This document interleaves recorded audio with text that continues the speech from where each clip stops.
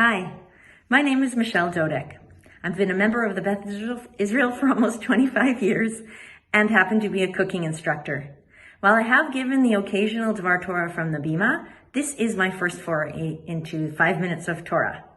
I was asked to do this so those of you who don't know me or about the fun Yontif cooking class that I'll be teaching in September can get a little taste of what I'm like. Hopefully, you'll want to sign up for 1, 2, or the whole entire series, which is 3 classes, to hear more from me. This week is Parshat Ekev, found in Deuteronomy 7:12 to 11:25. There is a whole lot in this portion. I would actually call it a smorgasbord, a veritable buffet of ideas and themes.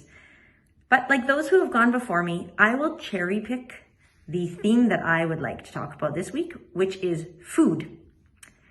The most magical of biblical foods appears in this parsha, which is of course man or manna. It is mentioned to remind the Israelites to be grateful for God's largesse, as much of this portion is focused on the need to appreciate and obey God in order to avoid punishment.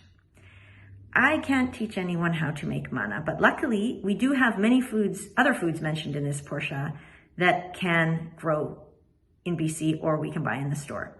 Verse 8, line 8, is the description of the 7 species, the Sheva Minim, described as a land of wheat and barley, vines, figs, pomegranates, a land of olive trees and honey. These foods are used repeatedly throughout the Jewish year and are integral to the celebration of almost every holiday. Rashi explains that these are the sacred fruits, that were once offered as bikurim in the Beit HaMikdash. We no longer offer bikurim because we don't have the Beit HaMikdash, but our homes are a stand-in for the temple, and our holiday tables are the replacement for the altar. Food is crucial, therefore, to continue our tradition as Jews.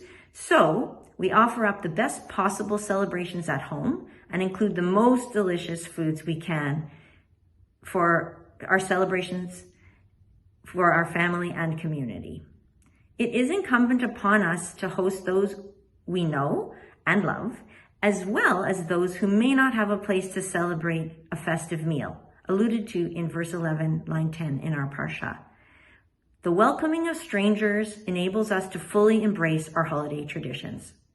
And this is also where a cooking class could help you up your game. Another important food reference in this parsha is the concept of Eretz Zavat Chalav Udvash, the land flowing with milk and honey.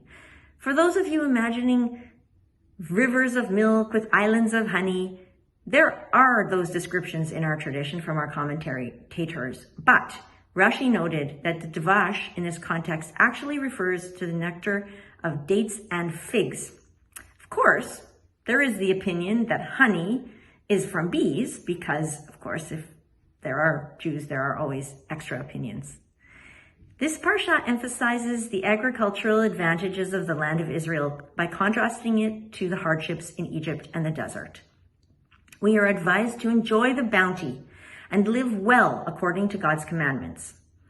Join me on September 2nd, 9th, and 16th to discover how our people, Ashkenazi, Sephardi, and Mizrahi, have interpreted ways to use food to celebrate our high holidays, and then, in my 3rd class, to use the bounty local to British Columbia and the way the Israelites enjoyed the bounty of the Promised Land to celebrate.